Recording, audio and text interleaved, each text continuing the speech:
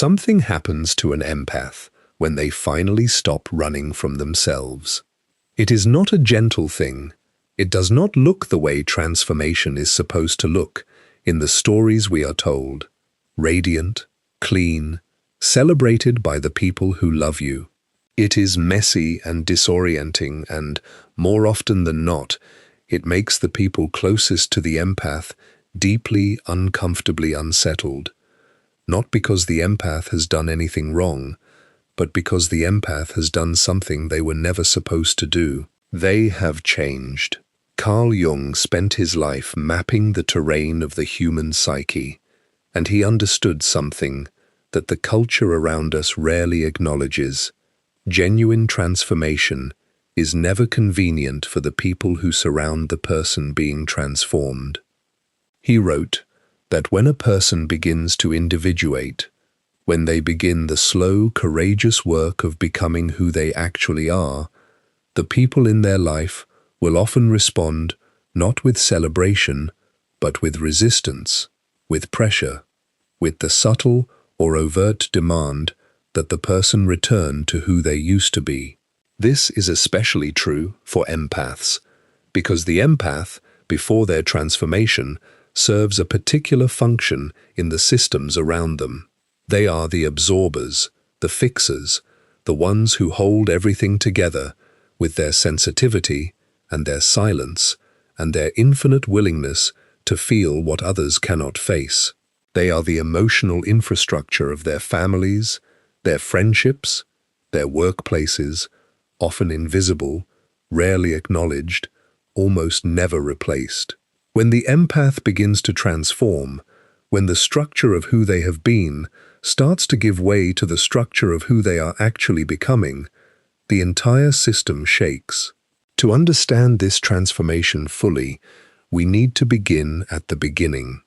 We need to know not just what empaths are, but what they have been carrying, and for how long, and what it has cost them.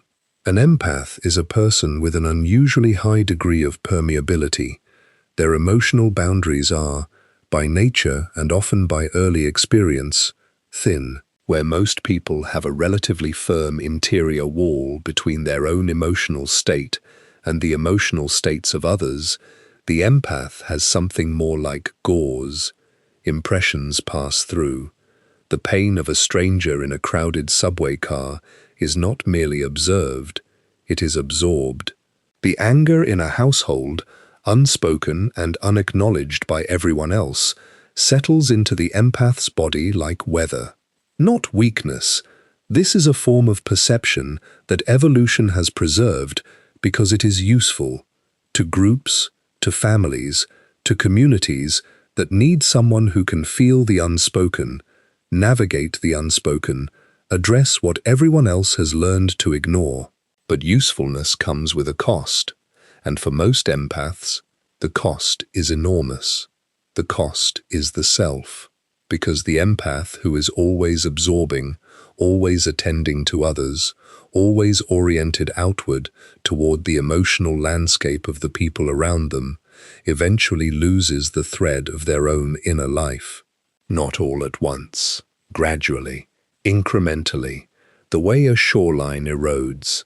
You don't notice it day by day, but over years, what was solid ground becomes water. Psychologist Carl Jung had a name for the accumulated collection of everything we have pushed away from our conscious awareness: the shadow. For empaths, the shadow is vast. It holds all the anger they were not allowed to have, all the needs they learned were inconvenient, all the desires they quietly set aside because someone else needed something more urgently. It holds the part of them that wants to be seen rather than useful, the part that is tired, the part that wants, just wants, to be the one who is held rather than the one who holds. Ignored, the shadow does not disappear, it waits. Here is where the transformation begins, not with a decision, not with a plan, but with something breaking. Some event, some exhaustion, some moment when the empath reaches their absolute limit and the pretense of infinite capacity collapses. They can no longer absorb, they can no longer accommodate, they can no longer perform the careful, endless work of making everyone else comfortable at the expense of their own interior world. The shadow rises. What rises with the shadow is everything the empath has been told they should not be. The anger is often first, a deep, unfamiliar rage that arrives with no warning and nowhere to go. It shocks the empath, who has always believed themselves to be gentle, patient, understanding. This anger feels like a betrayal of their own identity, but it is not a betrayal, it is a revelation. Buried in that anger is a part of them that knows, I deserved more than this. My needs were real. The people who dismissed them were wrong, allowed to fully surface rather than get stuffed back down. This rage begins to do something remarkable. It begins to clarify. The empath starts to see, with a clarity that was impossible while they were in the fog of constant self-suppression, which relationships were nourishing and which were extracting, which dynamics were reciprocal and which were parasitic, which people loved them and which people needed them to stay small, stay soft, stay available, so that the arrangement could continue. Then comes the second stage of the transformation. The empath begins to tell the truth.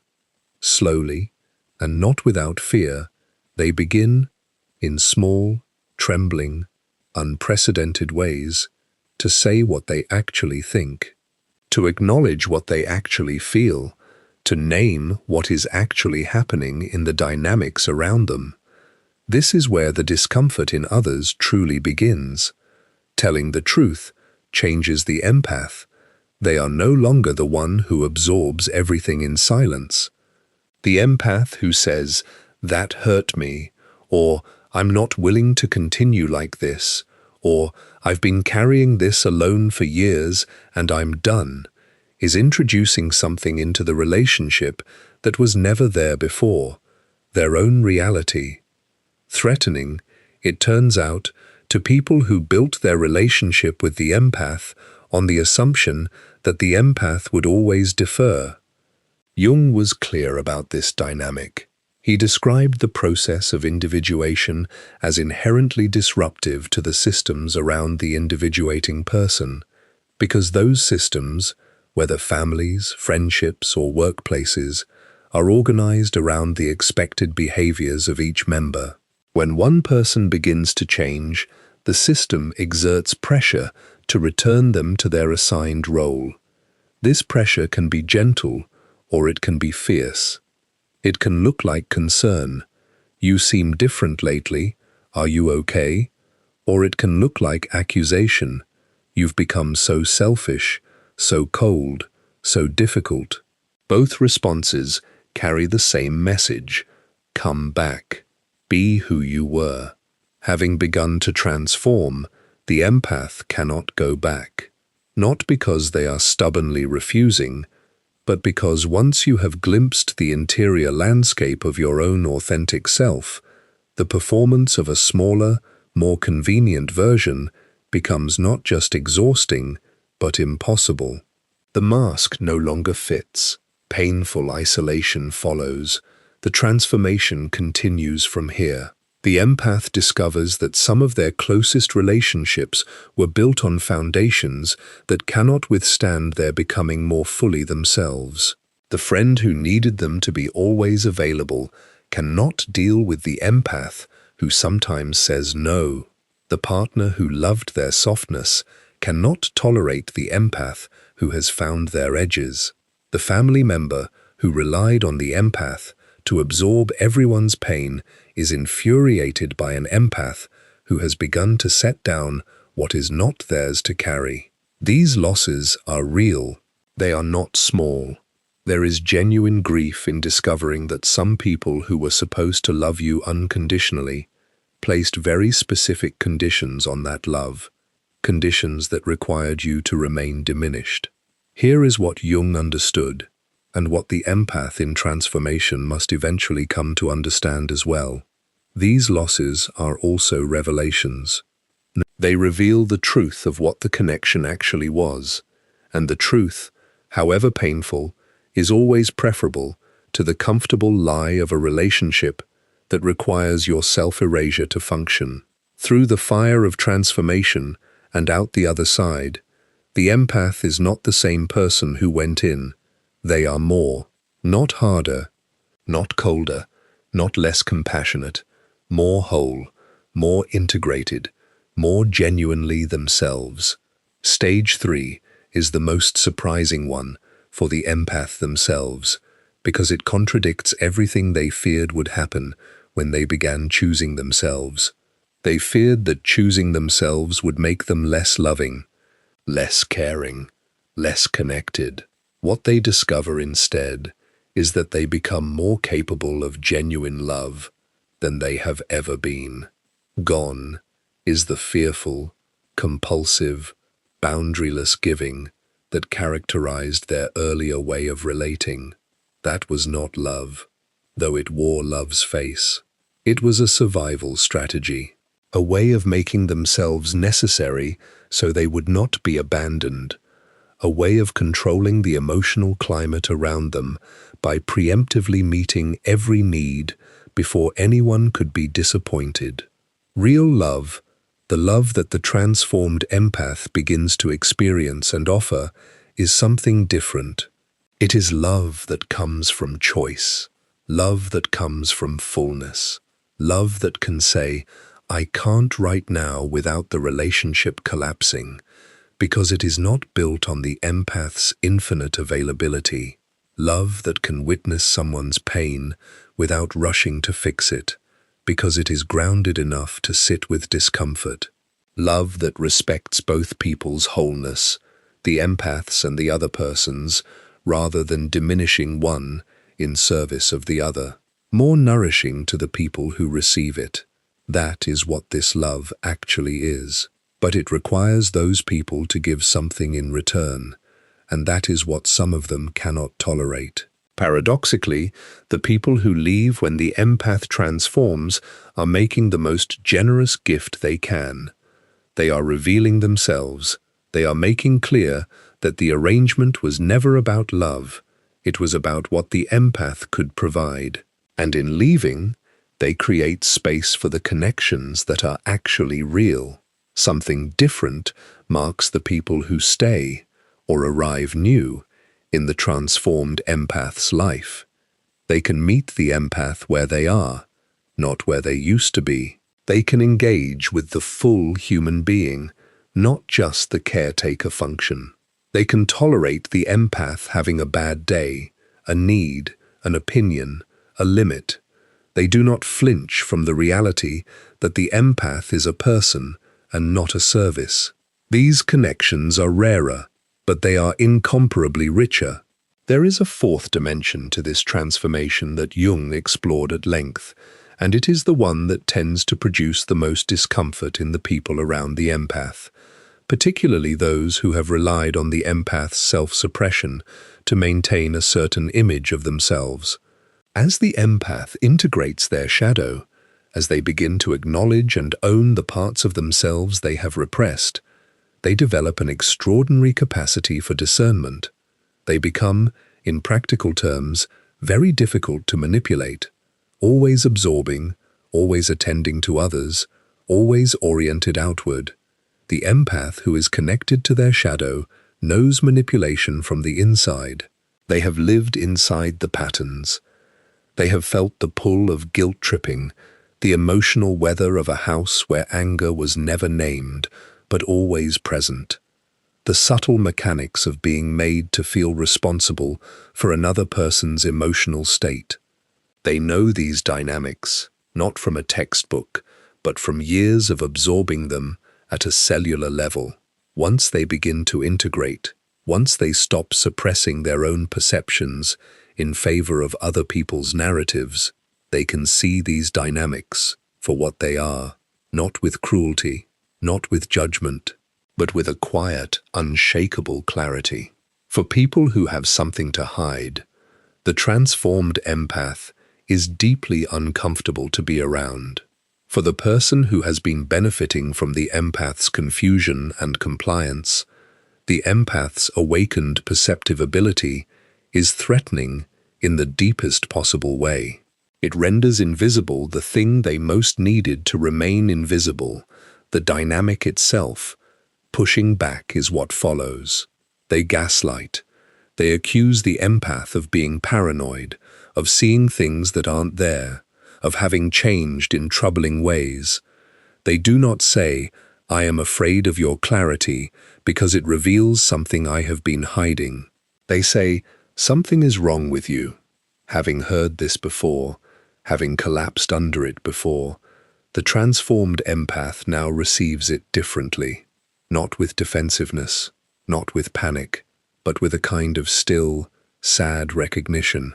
Something is being confirmed, not about themselves, but about the relationship, and they act accordingly.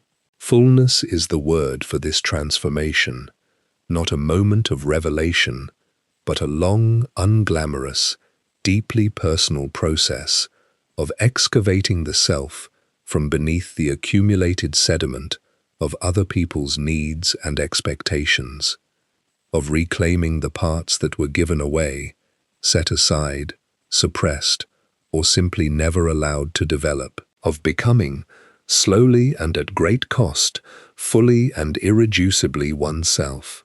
In Jung's view, this process is never truly complete. The psyche is not a project that can be finished. But he understood, with equal conviction, that the attempt is the most important thing a human being can do, not for the sake of self-actualization as some abstract achievement, but because a person who has not made this attempt, who has never faced their shadow, never claimed their authentic self, never chosen their own wholeness over the expectations of others, cannot fully love, cannot fully live, cannot fully be present to the extraordinary fact of their own existence. Transformation does not make the empath perfect. It makes them real. Real is what the people around them both crave and fear, because to be in the presence of someone who is truly, authentically themselves is to be confronted with the question of your own authenticity. Some people rise to that challenge. They are changed by the encounter with a transformed empath, opened by it, called toward their own becoming. Others retreat, and their retreat is its own kind of answer. Eventually, the transformed empath learns to let them go with love, without self-blame, without the old desperate rush to smooth things over and make everyone comfortable. Now, in a way they did not know before, they understand. Their job is not to keep everyone comfortable. Their job is to be themselves, as fully and as honestly as possible, and to trust that the people meant to be in their life will not be threatened by their wholeness. It will draw them in. Make no mistake, this is the transformation the empath goes through. It is not for the faint of heart. It is not popular. It will cost you relationships, roles, identities you have worn so long they feel like skin. But what you gain is irreplaceable. You gain yourself, and there is nothing more worth the cost.